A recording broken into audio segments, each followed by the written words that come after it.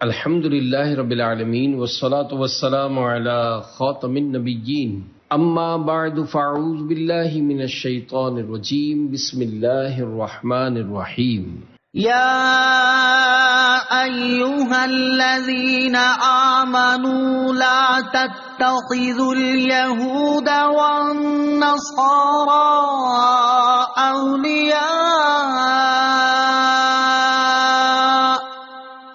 بعضهم اولیاء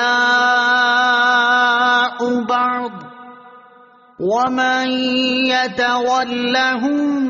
منكم فإنه منهم ان اللہ لا يهدي القوم الظالمین۔ ترجمہ: اے ایمان والو، یہود و نصارہ کو دوست نہ بناؤ، وہ صرف آپس میں ایک دوسرے کے دوست ہیں، اور جو تم میں کوئی ان سے دوستی رکھے گا تو وہ انہی میں سے ہے، بے شک اللہ ظالموں کو ہدایت نہیں دیتا۔ یا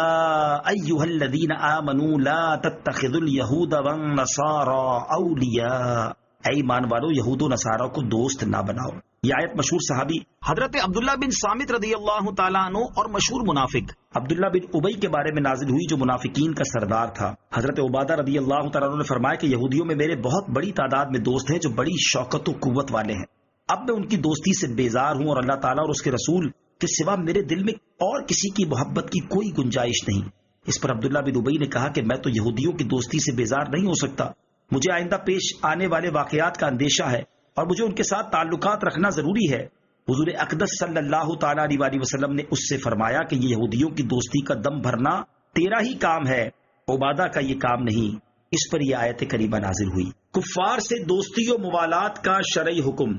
اس آیت میں یہود و نصارہ کے ساتھ دوستی و موالات یعنی ان کی مدد کرنا، ان سے مدد چاہنا اور ان کے ساتھ محبت کے روابط رکھنا ممنوع فرمایا گیا۔ یہ حکم عام ہے، اگرچہ آیت کا نزول کسی خاص واقعے میں ہوا ہو۔ چنانچہ یہاں یہ حکم بغیر کسی قید کے فرمایا گیا کہ اے ایمان والو، یہودیوں اور عیسائیوں کو دوست نہ بناؤ، یہ مسلمانوں کے مقابلے میں آپس میں ایک دوسرے کے دوست ہیں، تمہارے دوست نہیں، کیونکہ کافر کوئی بھی ہوں اور ان میں باہم کتنے ہی اختلاف ہوں، مسلمانوں کے مقابلے میں وہ سب ایک ہیں۔ الکفر ملۃ واحدہ، کفر ایک ملت ہے، لہذا مسلمانوں کو کافروں کی دوستی سے بچنے کا حکم دینے کے ساتھ نہایت سخت وعید بیان فرمائی کہ جو ان سے دوستی کرے وہ انہی میں سے ہے۔ اس بیان میں بہت شدت اور تاکید ہے کہ مسلمانوں پر یہود و نصارہ اور دین اسلام کے ہر مخالف سے علیحدگی اور جدا رہنا واجب ہے، اور جو کافروں سے دوستی کرتے ہیں وہ اپنی جانوں پر ظلم کرتے ہیں۔ اس سے یہ بھی معلوم ہوا کہ اسلامی حکومت میں کفار کو کلیدی آسامیاں نہ دی جائیں۔ یہ آیت مبارکہ مسلمانوں کی ہزاروں معاملات میں رہنمائی کرتی ہے، اور اس کی حقانیت روز روشن کی طرح عیاں ہے۔ پوری دنیا کے حالات پر نظر دوڑائیں تو سمجھ آئے گا کہ مسلمانوں کی ذلت و بربادی کا آغاز تبھی سے ہوا جب آپس میں نفرت و دشمنی اور ٹوٹ پھوٹ کا شکار ہو کر غیر مسلموں کو اپنا خیر خواہ اور ہمدرد سمجھ کر ان سے دوستیاں لگائیں اور انہیں اپنوں پر ترجیح دی۔ اللہ تعالی ہمیں عقل سلیم عطا فرمائے۔ فَتَرَى الَّذِينَ فِي قُلُوبِهِم مَّرَضٌ يُسَارِعُونَ فِيهِمْ يقولون نخشى أن تصيبنا دائرة فعسى الله أن يأتي بالفتح أو أمر من عنده فيصبحوا على ما أسروا في أنفسهم نادمين۔ ترجمہ: تو جن کے دلوں میں مرض ہے تم انہیں دیکھو گے کہ یہود و نصارہ کی طرف دوڑے جاتے ہیں، کہتے ہیں کہ ہمیں اپنے اوپر گردش آنے کا ڈر ہے، تو قریب ہے کہ اللہ فتح یا اپنی طرف سے کوئی خاص حکم لے آئے، پھر یہ لوگ اس پر پچھتائیں گے جو اپنے دلوں میں چھپاتے تھے۔ فَتَرَى الَّذِينَ فِي قُلُوبِهِم مَّرَضٌ،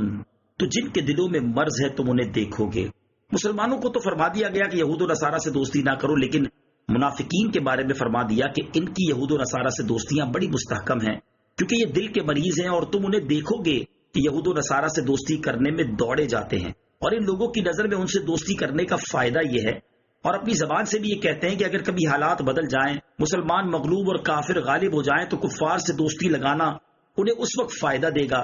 لیکن یہ سب منافقت کی وجہ سے تھا، کیونکہ رسول اکرم صلی اللہ تعالی علیہ وسلم اسلام کے غلبے کی جو باتیں فرماتے تھے انہیں اس پر یقین نہ تھا، ورنہ اگر ان باتوں پر یقین ہوتا تو ڈٹ کر اسلام کی حمایت کرتے۔ اللہ تعالیٰ بشارت دیتا ہے کہ قریب ہے کہ وہ مسلمانوں کو فتح عطا فرمائے گا اور اپنے رسول محمد مصطفیٰ صلی اللہ تعالیٰ علیہ وسلم کو کامیاب و کامران فرمائے اور ان کے دین کو تمام دینوں پر غالب کر دے اور مسلمانوں کو ان کے دشمن یہود و نصارہ وغیرہ کفار پر غلبہ دے دے۔ چنانچہ یہ خبر سچ ثابت ہوئی اور اللہ تعالیٰ کے کرم سے مکہ مکرمہ اور یہودیوں کے علاقے فتح ہوئے۔ اس آیت میں پہلی بات تو یہ ارشاد فرمائی کہ اللہ تعالیٰ فتح لے آئے، اور دوسری بات یہ ارشاد فرمائی گئی کہ اللہ تعالیٰ اپنی طرف سے کوئی خاص حکم لے آئے، جیسے سرزمین حجاز کو یہودیوں سے پاک کرنا اور وہاں ان کا نام و نشان باقی نہ رکھنا، یا منافقین کے راز کھول کر انہیں رسوا کرنا۔